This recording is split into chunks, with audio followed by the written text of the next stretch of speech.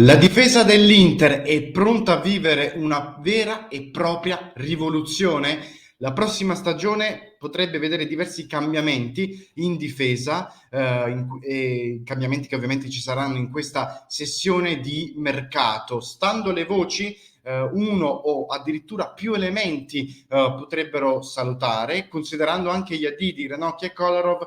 Si prospetta quindi essere una zona calda quella della difesa per le trattative di mercato dell'Inter. Ci sono molti rumors sull'interesse che è concreto del Paris Saint-Germain su Milan Skriniar, si è discusso molto di Bastoni, senza tralasciare ovviamente le voci su una cessione di Stefan De Vrij che ormai continuano da diversi mesi. Lo stesso discorso vale ovviamente per i nomi in entrata, in primis per Bremer, ma ci sono anche molti altri profili che l'Inter sta monitorando per la linea dei tre centrali di difesa. Amiche e amici interisti, amiche e amici di Passione Inter, benvenuti in questo nuovo episodio dove, come detto in apertura, cercheremo di tirare una linea, di fare un punto della situazione, proiettandoci magari anche con un po' di fantasia, ma neanche troppa, visto che ci baseremo sulla situazione attuale, sulle notizie concrete, proiettandoci a quella che potrebbe essere la difesa dell'Inter 2022-2023.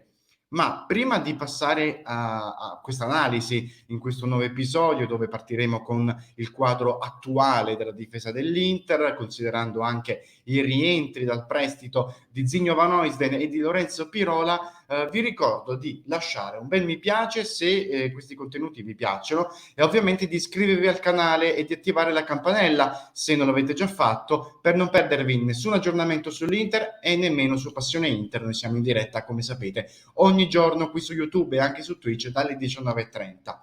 Detto questo, partirei subito con il quadro attuale della situazione per quanto riguarda la linea dei tre in difesa, e come indica Transfermarkt attualmente ci sono 7 giocatori che l'Inter ha che possono essere inseriti in quella zona di campo. Sono Skriniar, Bastoni, De Vrij e Di Marco, i rientranti dal prestito Zinho Van Oisden e Pirola, e ovviamente Danilo D'Ambrosio, che qui però Transfermarkt indica come terzino destro. Sono quindi 7.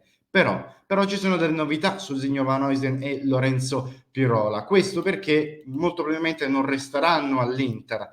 In particolare Van Oisden rientra dal prestito dal Genoa, ma potrebbe essere, anzi sicuramente sarà nuovamente mandato in prestito. Per Pirola invece c'è il Monza che spinge forte per acquistarlo a titolo definitivo. Monza che, come sapete, è la squadra in cui Pirola ha giocato in prestito nelle ultime 2 stagioni. In sintesi, quindi, in realtà l'Inter ha 5 difensori, 5 giocatori a disposizione di Inzaghi, e sappiamo, come detto in apertura, che almeno uno di loro partirà. E il nome più concreto in tal senso è purtroppo, ai noi, e come sappiamo benissimo nelle ultime ore, è Milan Skriniar. Passiamo quindi un attimo all'ottica mercato, perché le voci di mercato in uscita dicevano nei primi giorni post campionato che Bastoni potesse essere il partente, il famoso sacrificio dell'Inter. Sono però poi bastate poche ore e le parole dell'agente Tullio Tinti, che ha detto Bastoni resta all'Inter, per spazzare via totalmente i rumors. Voci che poi si sono spostate su Milan Skriniar. Questa volta però sono molto più concrete. Il Paris Saint-Germain fa sul serio, offre un ingaggio molto molto importante a Skriniar da 7,7 milioni di euro a stagione, praticamente più del doppio che percepisce attualmente Skriniar. Per ora all'Inter è arrivata soltanto un'offerta che è da 50 milioni di euro, la richiesta di Marotta è di 80 milioni di euro e molto probabilmente, conoscendo anche le casse purtroppo del Paris Saint-Germain, non sarà difficile raggiungere questa cifra. C'è però un altro nome, come detto in apertura, che è sempre in uscita, ed è quello di Stefan De Vrij. L'interesse di vari club in Premier League, in particolare del Chelsea, che come sappiamo è protagonista insieme all'Inter nella trattativa per il ritorno di Lukaku a Milano, e un contratto in scadenza nel 2023, quello di De Vrij, sono tutti elementi che lo spingono lontano da Milano. Al momento non è arrivata nessuna offerta ufficiale, però occhio, perché De Vrij resta un nome papabile in uscita. Sono anche tanti nomi però in entrata, in primis Bremer che come sappiamo ha un accordo totale con l'Inter, manca quello con il Torino che chiede attualmente 50 milioni di euro, cifra onestamente abbastanza alta e che Marotta cercherà di abbassare le pretese di Urbano Cairo. Un altro nome caldo in entrata è quello di Nikola Milenkovic, qui invece abbiamo certezze sul prezzo ed è quello di 15 milioni di euro. Questo perché l'anno scorso, quando Milenkovic ha rinnovato il contratto con la Fiorentina, si è accordato a parola per un'uscita a 15 milioni di euro. L'Inter ha già contattato l'agente Ramadani, ma per ora sembra essere Milenkovic un nome comunque leggermente dietro a Bremer. Potrebbero arrivare entrambi, Milenkovic e Bremer, soltanto però se l'Inter dovesse vendere sia Skriniar che Stefan De Vrij. Terzo nome, un po' più defilato, ma che secondo me dobbiamo sempre monitorare, è quello di Francesco Acerbi, che negli ultimi mesi ha manifestato più volte il desiderio di lasciare la Lazio, visto anche i climi molto tesi con la tifoseria, con l'ambiente biancoceleste. Inzaghi lo conosce benissimo, ha un grandissimo rapporto con lui e visto l'addio di Ranocchia, come vice Bremer, come vice centrale, potrebbe essere un colpo molto utile alla causa interista. Lotito sembra chiedere 5 milioni di euro per un giocatore che ha in scadenza di contratto nel 2025, però ha 34 anni, quindi ci sarà da valutare queste due cose. Questo è un po' il quadro generale tra la situazione attuale della difesa interista e tutte le voci di mercato in uscita in entrata. Abbiamo visto quindi che per quanto riguarda l'uscita, Bastoni molto probabilmente resterà all'Inter e questa è una notizia sicuramente positiva. Skriniar il Paris Saint-Germain pressa molto e c'è anche De Vrij sempre in uscita, quindi potrebbe salutare soltanto Skriniar, ma potrebbe salutare anche Stefan De Vrij, quindi addirittura ci potrebbero essere 2 uscite nella difesa interista.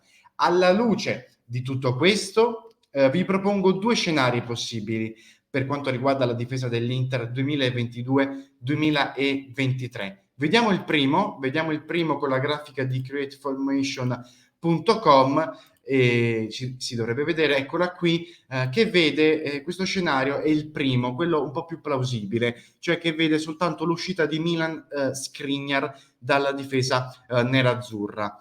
Sì, come vedete ci siamo immaginati la Luledi davanti, il tridente magico di Bala, Lukaku e Lautaro, giusto ecco per sognare un attimo. Il desiderio di Inzaghi per quanto riguarda la difesa sembra essere quello di avere 4 centrali di ruolo intercambiabili più Di Marco ed Ambrosio, quindi 6 giocatori nel parco difesa a disposizione del tecnico. Alla luce di questo desiderio di Inzaghi, vediamo il primo scenario che vede soltanto l'uscita di Skriniar con De Vrij che resta in posizione centrale e Bremer leggermente adattato a destra, ma che secondo me il lavoro dello staff tecnico di Inzaghi potrebbe far bene. Però attenzione, perché abbiamo detto Inzaghi vuole 4 centrali, l'uscita di Skriniar sarà comunque abbastanza importante per quanto riguarda la cifra e quindi l'Inter potrebbe permettersi di prendere sia Bremer che Milenkovic. In questa formazione Milenkovic si siederebbe in panchina, sappiamo che lui occuperebbe la posizione di centrale di destra in una difesa a 3, inizialmente con Bremer adattato a destra. Dopo un po' di esperienza, il brasiliano invece secondo me potrebbe essere slittato al centro, al posto di De Vrij, visto anche i 30 anni, visto anche il calo di rendimento che ha dimostrato in questa stagione, poi magari ecco, la prossima stagione ritorna il De Vrij degli anni di Conte e quindi a quel punto non si può più dire nulla. Ma se dovesse restare il calo di rendimento di De Vrij, Bremer al centro, con Milenkovic a destra e De Vrij, ecco, ottimo elemento come quarto centrale da utilizzare nella difesa. Il secondo scenario invece è un po' più fantasioso, un po' più rivoluzionario e ovviamente include la cessione sia di Stefan De Vrij che quella di Milan Skriniar, con addirittura l'ingaggio anche di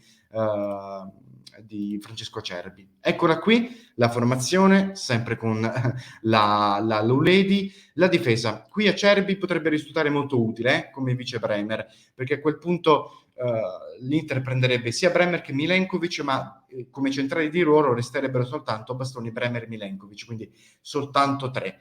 Prendendo anche Acerbi a una cifra irrisoria di 4-5 milioni di euro, potrebbe risultare molto utile come vice Bremer, perché Acerbi, sappiamo, occupa la posizione di centrale in una difesa a 3.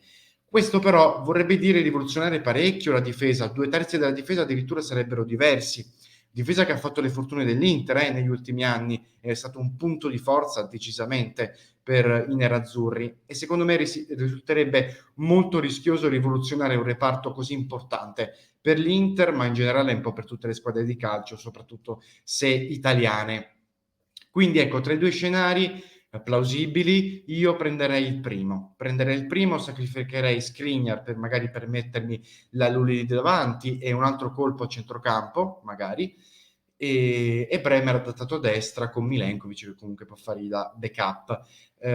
Questa è la situazione della prossima difesa dell'Inter, quindi mi piacerebbe molto sapere la vostra qui nei commenti. Scrivetemi qui nei commenti qual è lo scenario che vi piace di più, qual è il colpo in difesa e chi è l'elemento che non cedereste in difesa tra Bastoni, De Vrij e Skriniar. A proposito di cessioni, il nostro Simone Frizza ieri ha realizzato un interessantissimo contenuto sulla cessione di Milan Skriniar, ha tirato un po' di considerazioni sparse sulla possibile cessione di Skriniar, un po' di pro e contro. Quindi se ci state ascoltando da podcast vi lascio qui in descrizione il link per ascoltare l'episodio. Se invece ci stai guardando su YouTube ti linko qui il video che ha realizzato il nostro Simone Frizza, così lo puoi recuperare. Per il resto vi ricordo della diretta alle 19:30 come ogni giorno. Ciao ragazzi!